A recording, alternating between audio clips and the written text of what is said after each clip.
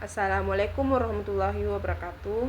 Perkenalkan, nama saya Andi Eka dengan NIM 1622072 dari Prodi Hukum Tata Negara Lokal 5B dari Fakultas Syariah.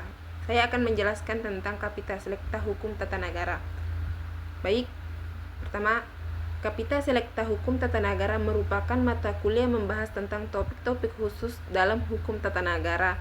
Konstitusi sebagai dasar hukum negara menjadi objek kajian yang sangat penting dalam Kapita Selekta. 1. Pentingnya konstitusi dalam hukum tata negara.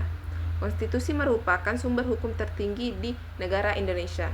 Ia mengatur dasar-dasar negara seperti pembentukan negara, sistem pemerintahan, dan hak kewajiban warga negara, serta lembaga negara. Dalam konsep Kapita Selekta Hukum Tata Negara, konstitusi menjadi objek kajian karena pertama, landasan hukum. Konstitusi menjadi landasan hukum bagi peraturan perundang-undangan. Kajian Kapita Selekta Hukum Tata Negara akan mengkaji bagaimana konstitusi diimplementasikan dalam berbagai aspek kehidupan bernegara. Kedua, struktur kenegaraan. Konstitusi mengatur struktur kenegaraan termasuk lembaga-lembaga dan hubungan antar lembaga. Kajian Kapita Selekta Hukum Tata Negara akan menganalisis bagaimana konstitusi mengatur sistem pemerintahan dalam lembaga negara. Yang ketiga adalah hak asasi manusia. Konstitusi menjamin hak asasi manusia dan mengatur dan mekanisme perlindungan HAM. Kajian Kapita Selekta Hukum Tata Negara akan mengkaji bagaimana konstitusi menjamin dan melindungi HAM dalam praktiknya. Keempat adalah pembagian wewenang. Konstitusi mengatur pembagian wewenang antar pemerintah pusat dan daerah. Kajian Kapita Selekta Hukum Tata Negara akan menganalisis bagaimana konstitusi mengatur sistem otonomi daerah, hubungan antara pemerintah pusat dan daerah. Kedua, aspek konstitusi Kapita Selekta Hukum Tata Negara. Dalam Kapita Selekta Hukum Tata Negara, konstitusi dikaji dari berbagai aspek, antara lain sejarah dan evolusi konstitusi. Kajian mengenai sejarah dan perkembangan konstitusi termasuk dalam proses penyusunan, amandemen, dan interpretasi konstitusi. Kedua, struktur dan sistem pemerintahan. Analisis mengenai struktur dan sistem pemerintahan yang diatur dalam konstitusi, termasuk bentuk negara, sistem pemerintahan, dan lembaga-lembaga negara. Hak asasi manusia. Pembahasan mengenai hak asasi manusia yang dijamin dalam konstitusi, termasuk mekanisme perlindungan dan penegakan HAM. Otonomi daerah. Kajian mengenai otonomi daerah dalam konstitusi termasuk pembagian wewenang antara pemerintah pusat dan daerah, serta hubungan antara keduanya. Keadilan konstitusional. Analisis mengenai konsep keadilan konstitusional dan bagaimana konstitusi berperan dalam mewujudkan keadilan bagi seluruh rakyat Indonesia. Yuridis konstitusional. Kajian mengenai keputusan Mahkamah Konstitusi atau MK terkait dengan konstitusi, bagaimana peraturan MK mempengaruhi implementasi konstitusi. 3. Contoh kajian konstitusi dalam Kapita Selekta Hukum Tata Negara. Beberapa contoh kajian konstitusi dalam Kapita Selekta Hukum Tata Negara.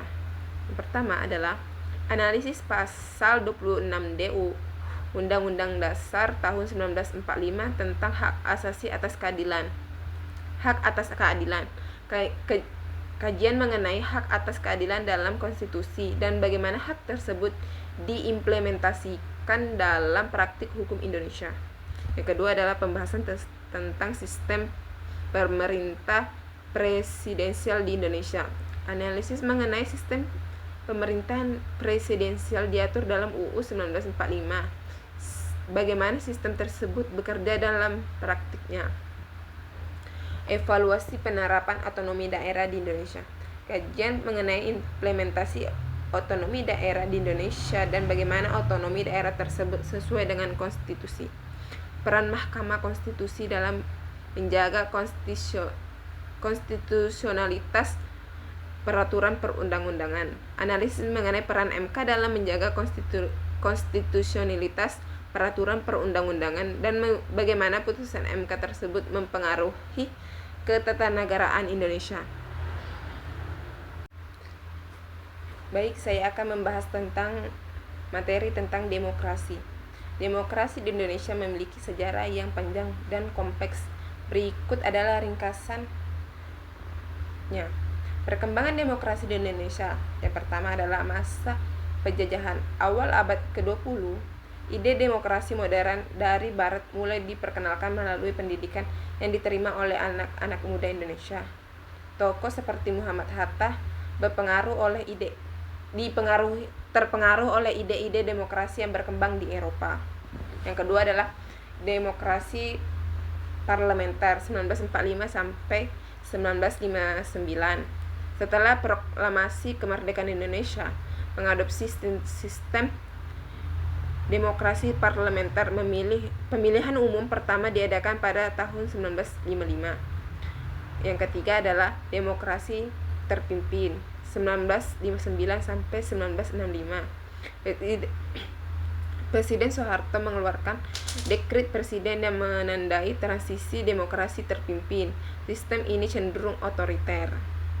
Demokrasi Pancasila atau Orde Baru pada tahun 1966 sampai 1998. Soeharto mengambil alih kekuasaan dan memulai era Orde Baru.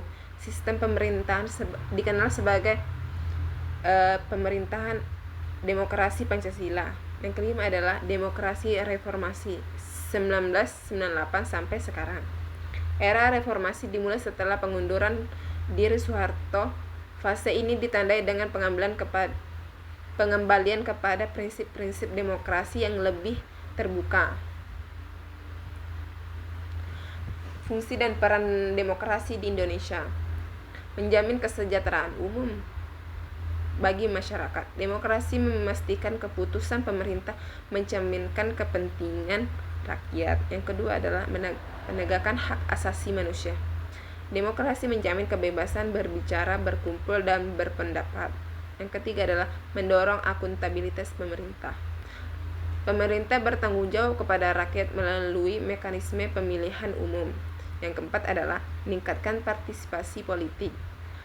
Demokrasi memberikan kesempatan bagi warga negara untuk berpartisipasi dalam proses politik. Baik, inilah penjelasan dari saya mengenai Kapitalis Selekta dan demokrasi.